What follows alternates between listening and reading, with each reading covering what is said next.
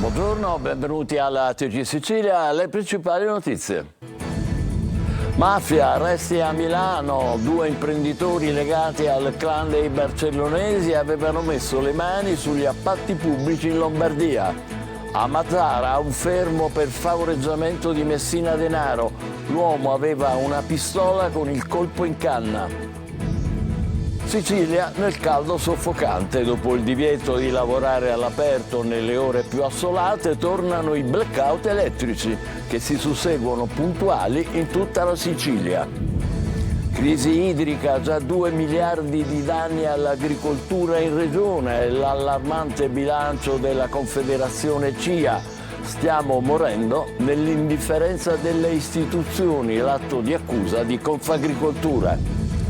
Domani la commemorazione della strage di Via D'Amelio. 32 anni dopo, malgrado innumerevoli indagini e processi, non c'è ancora una verità definitiva. La GESCI, l'associazione degli scout, compie 50 anni, mezzo secolo al servizio del prossimo con i fatti. Ad Agrigento ha aperto l'affascinante ipogeo del Vescovado, scavato nella calcarenite sotto la sede arcivescovile. A Santa Croce Camerina, vicino a Ragusa, con i murales di Crucivia, rivive la memoria cittadina. Calcio, scivolone inaspettato del Palermo, la squadra di Dionisi superata di misura da una formazione di terza serie svizzera nel secondo test precampionato. In Serie C, Catania in pressing su Merola e Luperini, contestazione sempre più forte a Messina.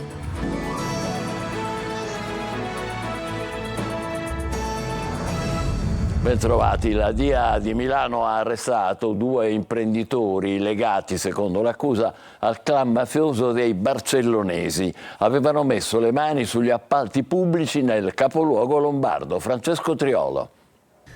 Avevano messo le mani sugli appalti pubblici milanesi, soprattutto quelli finanziati col PNRR. In manetta, nell'ambito di un'inchiesta condotta dalla DIA di Milano con il coordinamento della direzione distrettuale antimafia, sono finiti 2 imprenditori riconducibili al clan dei barcellonesi. Secondo quanto emerso dalle indagini, 2 attraverso la costituzione di società principalmente operanti nel settore edilizio, tutte aventi sede a Milano, avrebbero consentito l'operatività di realtà imprenditoriali riconducibili a Cosa Nostra, con specifico riferimento al sodalizio dei barcellonesi.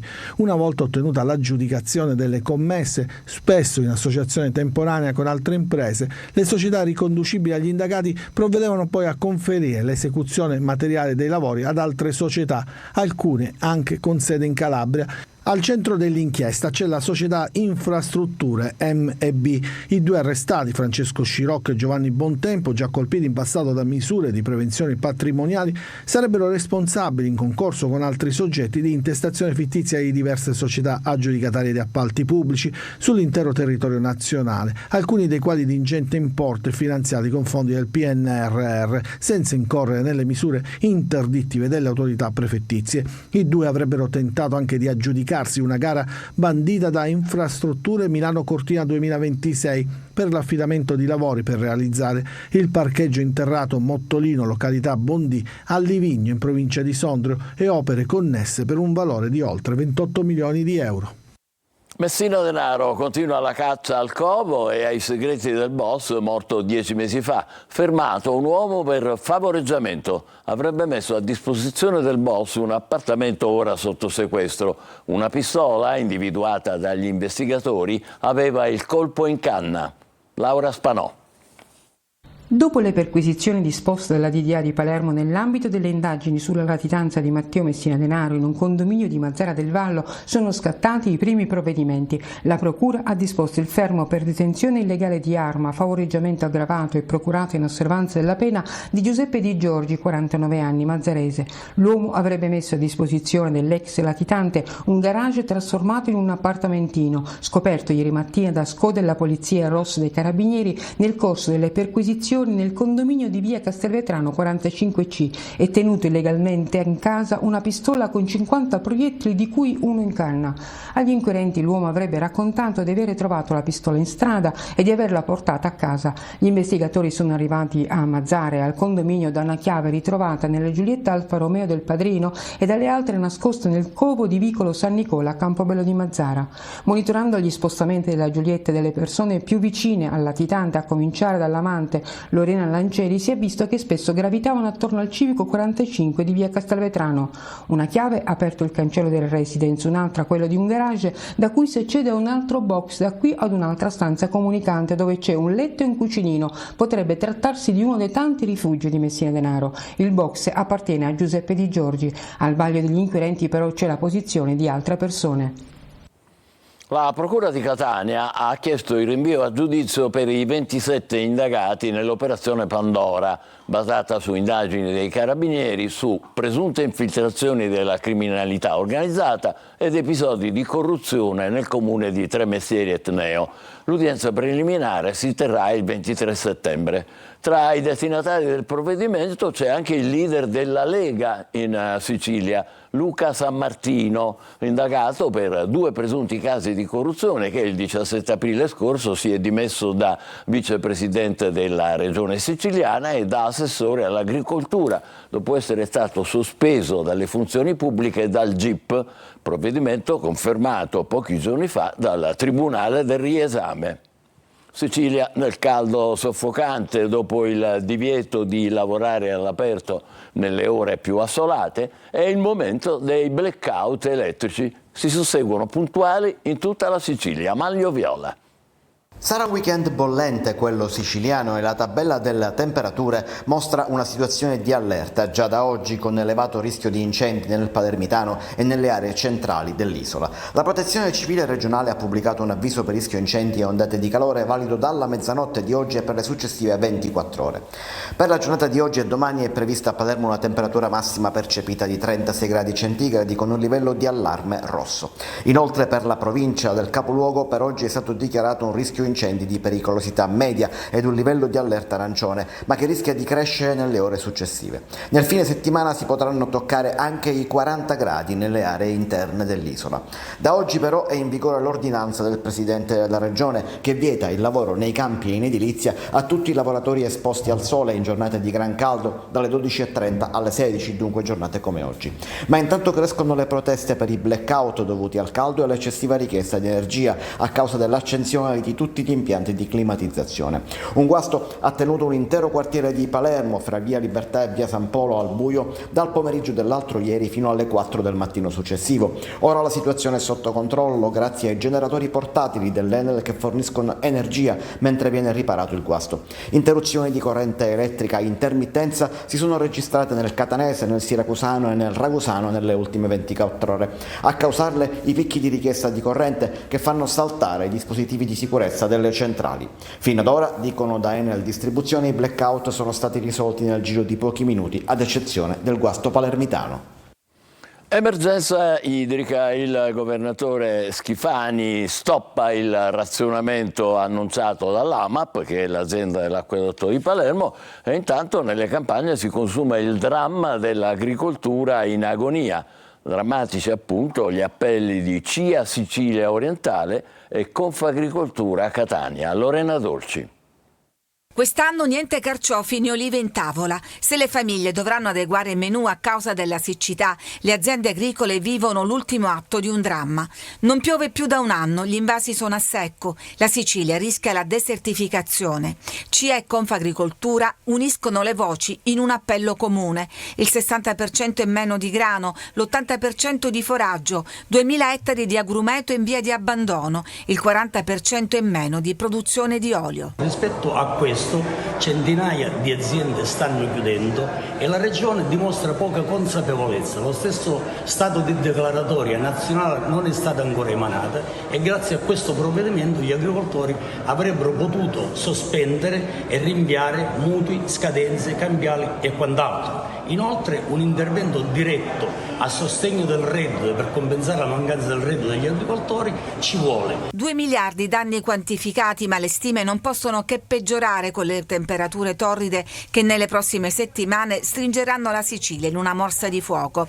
Le organizzazioni chiedono interventi sulle reti colabrodo e il varo tanto atteso della riforma dei consorzi di bonifica. Non possiamo morire in silenzio nell'indifferenza totale. Attiveremo delle forme di protesta, delle forme di manifestazione che facciano capire alla gente che effettivamente se muore l'agricoltura muore un'economia. Nasse a Catania l'Osservatorio per la prevenzione degli incidenti sul lavoro e lo conferma l'ultimo rapporto INAL, le morti in Sicilia sono in aumento. Giusy Lazzara. Non solo prevenire ma agire per contrastare le morti sul lavoro. Nasce a Catania un osservatorio voluto dalla prefettura. Si vigilerà su tutti i settori, dall'agricoltura all'edilizia, con un'attenzione particolare al mondo del lavoro delle donne.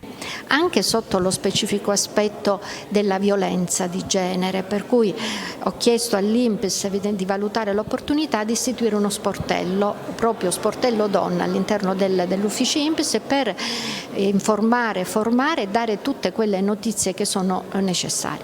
E in Sicilia si continua a morire di lavoro. Ieri l'operaio annegato in una cisterna a Vittoria, un bollettino nero che si va aggiornando. Nei primi 5 mesi del 2024 in Sicilia sono state 29, in aumento rispetto al corrispondente periodo del 2023. Anche a Catania registriamo un incremento delle denunce di infortunio. Ma quando si dice allora che gli ispettori sono pochi, che si vigila meno? Non possiamo pensare a esercitare la vigilanza e il controllo ricordando questi tempi di 30 anni fa dove c'era magari un numero di ispettori maggiore, cioè la vigilanza non può essere fatta solo considerando il numero degli ispettori, ma deve essere fatta utilizzando tutte le tecniche che sono a disposizione. La lotta al lavoro nero resta anche per l'osservatorio il focus più urgente.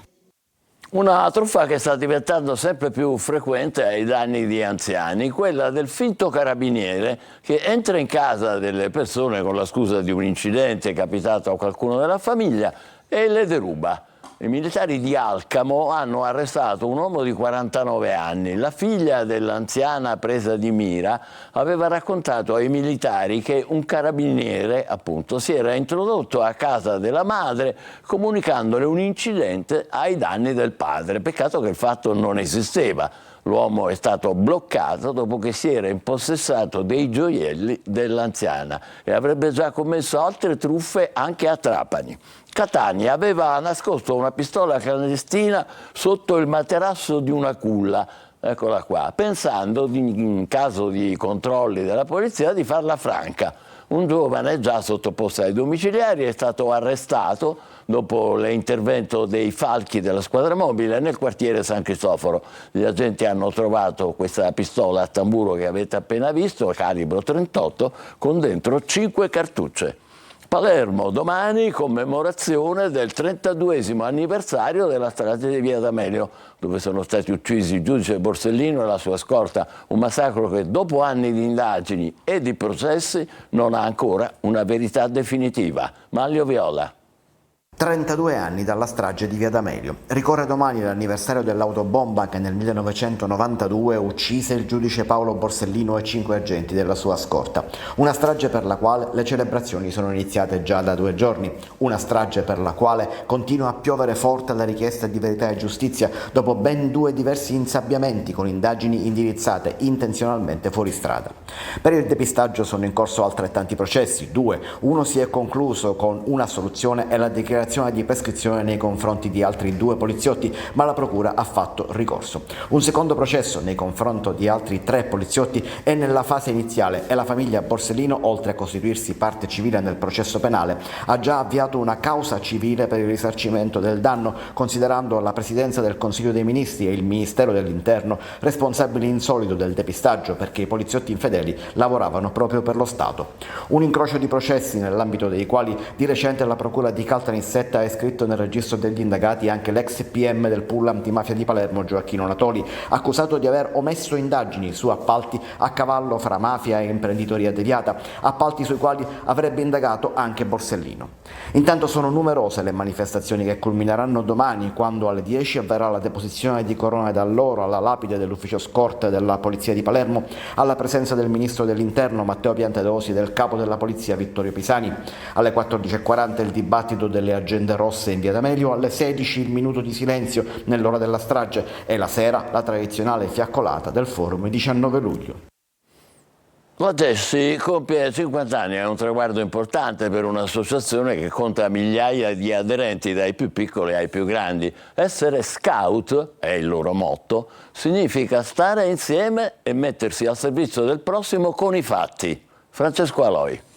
Essere scout significa amare ed aiutare il prossimo in tutto e per tutto. Camicia azzurra e fazzoletto al collo, è la classica uniforme degli scout. Sono 180.000 in tutta Italia. 50 anni fa nasceva la GESCI, acronimo che sta per Associazione Guida e Scout Cattolici Italiani. In 50 anni l'associazione ha compiuto tanti cambiamenti, partendo nel 1974 da una fusione tra l'associazione maschile cattolica e l'associazione femminile cattolica. È così, dentro o fuori la parrocchia, si trascorrono momenti o addirittura giorni insieme. Maschi e femmine, uniti dalla voglia di condivisione ma anche di altruismo, sempre pronti ad aiutare il prossimo. Cercare sempre di aiutare gli altri, in ogni circostanza. È bello perché si sta insieme, si condividono momenti e si hanno anche tanti ricordi poi. La caratteristica principale degli scout sono i rapporti con gli altri, soprattutto ci si aiuta in un modo che nella vita non succede molto spesso. Tutti i seguaci del loro fondatore, Baden-Powell. Come diceva lui, ognuno è impegnato a compiere almeno una buona azione al giorno. Il nostro fondatore ci lasciò detto che uno dei modi per essere felice è proprio quello di procurare la felicità degli altri. Come in tutti i gruppi, anche qui c'è una gerarchia, dai più grandi ai più piccoli, regole da rispettare che fanno crescere bene. Però non vanno intese come delle regole restrittive, è una regola di libertà. Abbiamo l'obiettivo di non formare scout, ma di formare buoni cittadini. Molto saggio, molto bello. Viaggio adesso nella città sotterranea di Agrigento, aperto ai turisti e ai visitatori l'ipogeo, del Vescovado, scavato nella calcarenite sotto la sede arcivescovile nel centro storico. Davide Sardo. Non è solo Valle dei Templi, Museo Griffo e casa natale di Luigi Pirandello. Agrigento è ricca anche di un ampio e prezioso patrimonio culturale e paesaggistico nel centro storico. La zona antica della città è uno scrigno che ha custodito per centinaia di anni diversi tesori che adesso sono recuperati e valorizzati per essere attrazione turistica. Il Colle di Girgenti si dota di un altro suggestivo itinerario, ovvero l'ipogeo del Vescovado, appena inaugurato l'arcivescovo di Agrigento Monsignor Alessandro Damiano.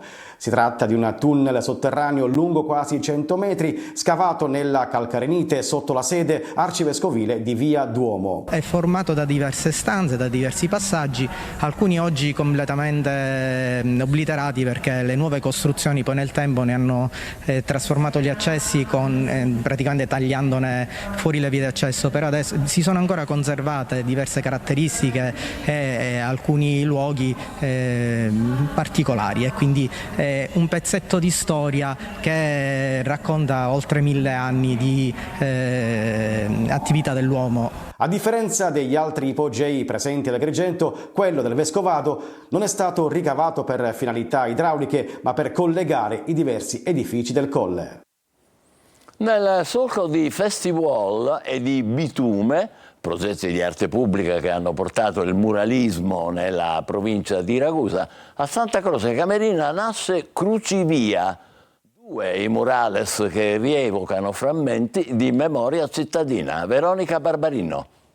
Memoria presente, storia e magia, muralismo e narrativa. A Santa Croce Camerina si omaggia l'interculturalità e la convivenza tra le varie comunità che abitano la città con il progetto di arte pubblica Cruci Via. Dalle mani dell'artista argentina Milu Korec, su doppio prospetto in Piazza degli Studi, davanti a 2 istituti scolastici, sorge ora la rivisitazione di una trovatura, un frammento di memoria urbana che narra la vicenda di una bambina scomparsa per mano di un uomo nei primi del Novecento a Santa Croce Camerina. Il mito delle trovature prende vita all'interno di questo doppio murale in Piazza degli Studi, quindi una piazza che guarda alle scuole, molto frequentata da tutta la città, e abbiamo espresso questa magia del rapporto fra uomo e natura, in particolare una figura femminile che dialoga con il mondo vegetale, un carrubo che è, diciamo, l'albero simbolo della campagna iblea. Abbiamo scelto Milu Korec perché la cultura argentina ha molto a cuore questo aspetto magico della realtà,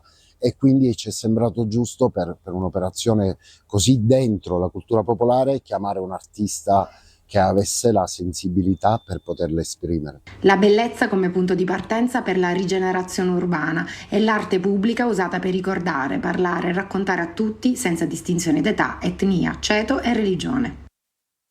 Una notizia dolorosa che ci riguarda da vicino. Questa mattina si è spento per una malattia Rino Lodato.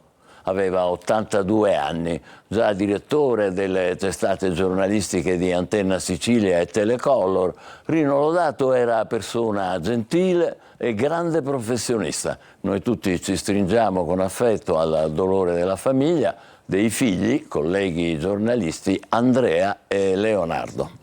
Adesso facciamo una breve pausa, tra poco il calcio con la sconfitta del Palermo in amichevole precampionato e i movimenti delle siciliane sul mercato. State con noi, vi aspettiamo.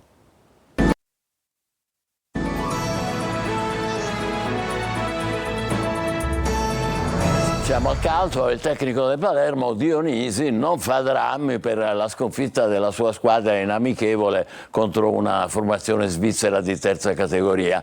Intanto sul mercato il DS De Santis punta al centrocampista Martegani del San Lorenzo. Marco Gullà. Perdere contro una squadra di terza categoria svizzera non è certamente un bel segnale. Scherzi del calcio estivo, il Palermo perde la sua seconda amichevole contro la Rapperswil, decisivo. Questo gol segnato nei minuti finali, 1-0-1 che rappresenta un campanello d'allarme. Per il tecnico Dionisi però no, anche perché il Palermo sta lavorando intensamente e nei primi giorni di preparazione questi scivoloni possono far parte del copione. Sapevamo della difficoltà, al di là dei valori assoluti, però in questo momento avere una condizione 3 settimane in più fa differenza o in meno.